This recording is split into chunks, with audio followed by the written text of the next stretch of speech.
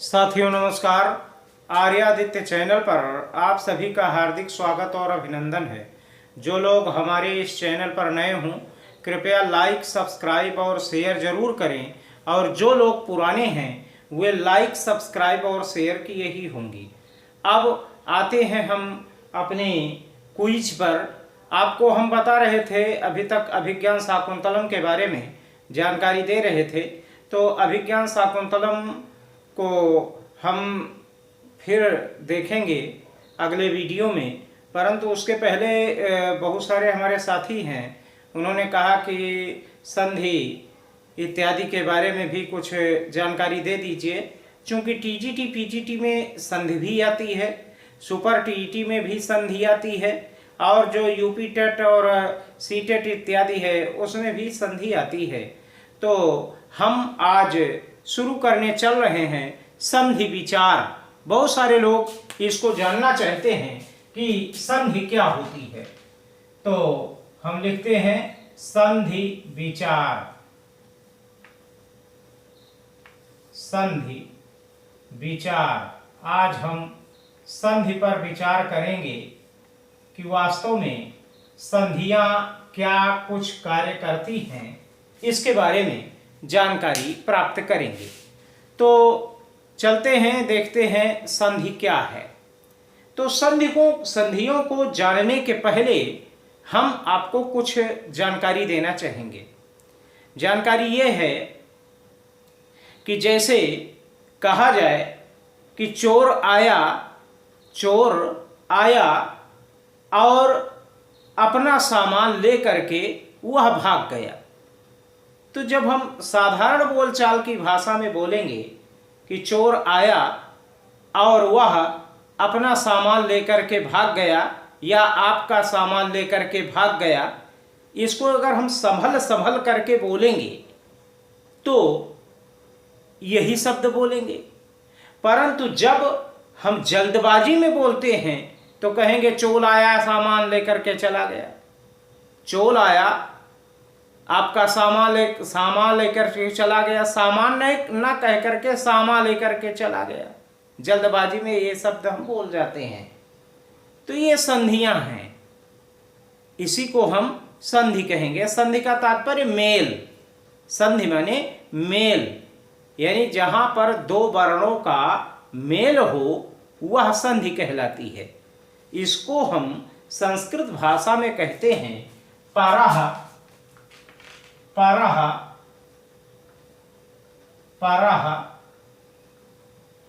सन्निकरसः, परः सन्निकरसः, संहिता। परः सन्निकरसः, संहिता।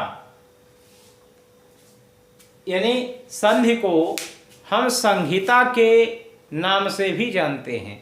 परः सन्निकरसः, संहिता, यानी संधि को हम संहिता भी कह सकते हैं। तो परः सन्निकरसः, सन्निकर्ष माने अत्यधिक नजदीक, निकटता। और परः माने दूसरे शब्दों के अत्यधिक निकटता, यानी दूसरे शब्दों के अत्यधिक नजदीक, वो हमारी संहिता कहलाती है। इसको हम जब वरदराज की लघु सिद्धांत कौमुदी को देखते हैं तो कहते हैं वर्णानाम अतिशयिता सन्निधि संहिता संज्ञा स्यात्। यानी वर्णों की अत्यधिक सन्निकटता ही संहिता संज्ञा कहलाती है। इसको हम संहिता संज्ञा भी कह सकते हैं। यानी वर्णों की अत्यधिक निकटता, वर्णानाम अतिशयिता सन्निकटता संहिता संज्ञा स्यात्। यानी वर्णों की अत्यधिक निकटता, अत्यधिक समीपता संहिता संज्ञा कहलाती है, या इसी को हम संधि कहते हैं। अब हम मोटे मोटे रूप में कह सकते हैं कि जहां पर दो वर्णों का मेल होता है वह संधि कहलाती है। इसको आप बखूबी जानते होंगे। जहां पर दो वर्ण मिल जाएं वह संधि कहलाएगी। ठीक, ये इतनी चीज हो गई। अब संधियों के कई प्रकार भी होते हैं, तो संधियों के 3 प्रकार मेन माने जाते हैं। वैसे तो और कई प्रकार कहीं कहीं पर लिखा मिल जाता है, परंतु 3 प्रकार मुख्य रूप से हैं। वो कौन कौन से हैं, इनके बारे में जानिए। पहला है अच संधि। अच संधि, पहली संधि क्या है? अच संधि। इसी को हम स्वर संधि भी कहते हैं। कौन सी संधि कहते हैं? स्वर संधि। इसी को हम स्वर संधि भी कहते हैं। दूसरी संधि है हल संधि। हल संधि, इसी को ही हम व्यंजन संधि कहते हैं। कौन सी संधि कहते हैं? व्यंजन संधि कहते हैं। व्यंजन संधि। तीसरी है विसर्ग संधि।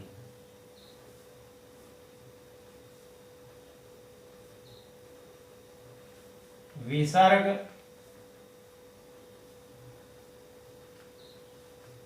संधि, ये हो गया। पहली है अच संधि या स्वर संधि, दूसरी है हल संधि या व्यंजन संधि, तीसरी है विसर्ग संधि। अब हम सर्वप्रथम शुरुआत करेंगे स्वर संधि से। चलिए स्वर संधि को देखते हैं।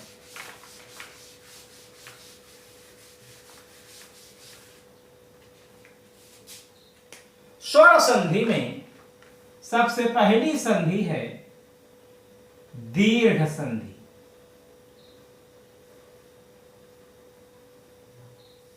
दीर्घ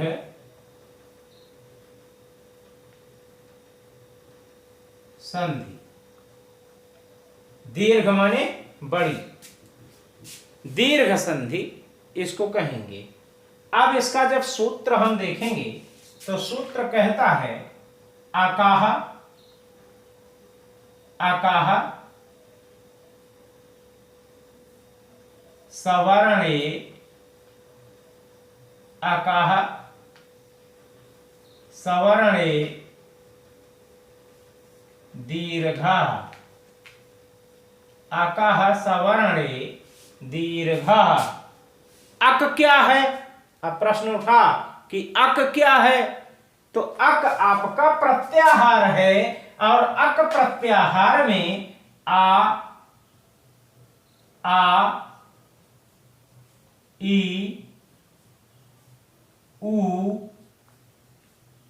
री ये आते हैं।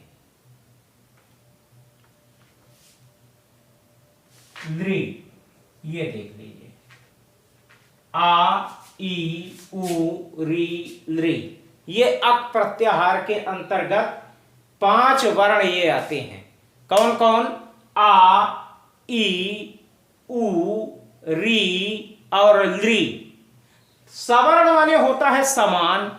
सवर्ण माने समान, यानी आ के बाद आ जाए, ई के बाद ई आ जाए, उ के बाद उ आ जाए, री के बाद री आ जाए, ली के बाद ली आ जाए, तो इनका सबका क्या होता है? दीर्घ हो जाता है। अगला वाक्य दे रहे हैं दीर्घ, यानी अक प्रत्याहार के बाद चाहे छोटा हो और चाहे बड़ा हो, आ के बाद आ जाए, ये हो गया। आ के बाद आ जाए, ई के बाद ई आ जाए, अब चाहे छोटी है या बड़ी है। उ के बाद उ आ जाए, री के बाद री आ जाए, ली के बाद ली आ जाए। ठीक है, तो इनका सबका दीर्घ हो जाता है। इनका सबका क्या होता है? दीर्घ हो जाता है। इनको हम दीर्घ बना देंगे, यानी आ के बाद आ जाएगा तो दीर्घ हो जाएगा, ई के बाद ई आ जाएगा तो दीर्घ हो जाएगा, ऊ के बाद ऊ आ जाएगा तो दीर्घ हो जाएगा, री के बाद री आएगा तो दीर्घ हो जाएगा, ली के बाद ली आएगा तो दीर्घ हो जाएगा। यानी छोटा है और या बड़ा है, कोई भी आ सकता है। अक प्रत्याहार के बाद जो अक प्रत्याहार है हमारा, अक प्रत्याहार में आयु रीद्री आता है।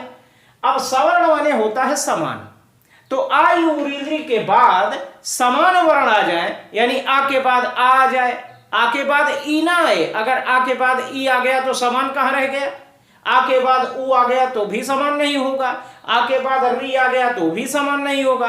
तो समान का मतलब बराबर, यानी आ के बाद आ जाए, चाहे वो छोटा आए अथवा बड़ा आए। ई के बाद ई आ जाए, चाहे वो छोटी है यानी ह्रस्व आए अथवा दीर्घ है, कोई मतलब नहीं। ऊ के बाद ऊ आ जाए, यानी ऊ के बाद ऊ आना चाहिए, चाहे वो ह्रस्व हो अथवा दीर्घ हो। री के बाद री है, चाहे वो ह्रस्व हो अथवा दीर्घ हो। ली के बाद ली है, चाहे ह्रस्व हो अथवा दीर्घ हो। तो इन सब का दीर्घ हो जाता है, इन सब का बड़ा अक्षर हो जाता है। अब जैसे हम देखेंगे, जैसे विद्यालय बहुत पॉपुलर एग्जाम्पल है आपका, विद्यालय।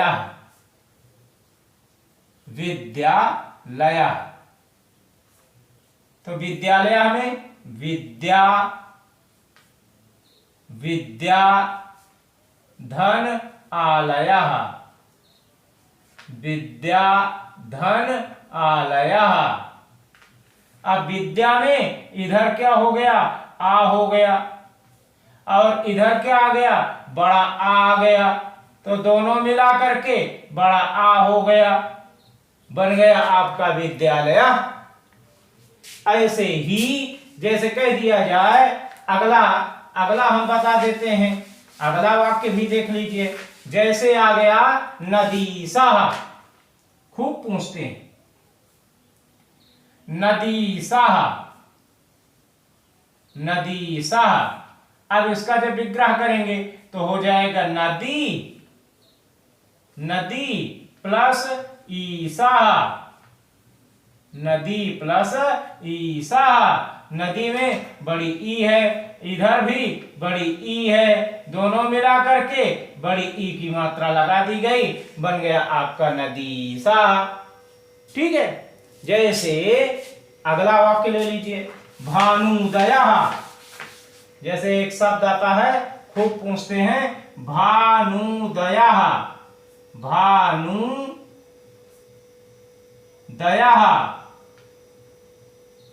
तो यहां पर लिखेंगे भानु धन उदया, भानुधन उदया। ना में इधर भी छोटा ऊ है और इधर छोटा ऊ है, दोनों मिल करके बड़े ऊ की मात्रा ना में लगा दी गई, बन गया आपका भानुदया। शायद आपकी समझ में आ गया होगा। अब ऐसे ही पर डे हम एक एक संधि के बारे में आपको हम बताते चलेंगे। जैसे विधुदया, विधुधन उदया। धा में छोटा ऊ है और उधर भी छोटा ऊ है, दोनों मिल करके बड़ा ऊ बन गया, हो गया आपका विधुदया। ठीक है। ऐसे ही होत्रिकारः, तो होत्रि प्लस धन ऋकारः। अब होत्रि में ता में री लगा है और उधर भी री है, दोनों मिल करके बड़ी री लग गया, होत्रिकारः बन गया। ठीक, शायद आपको ये बात समझ में आ गई होगी।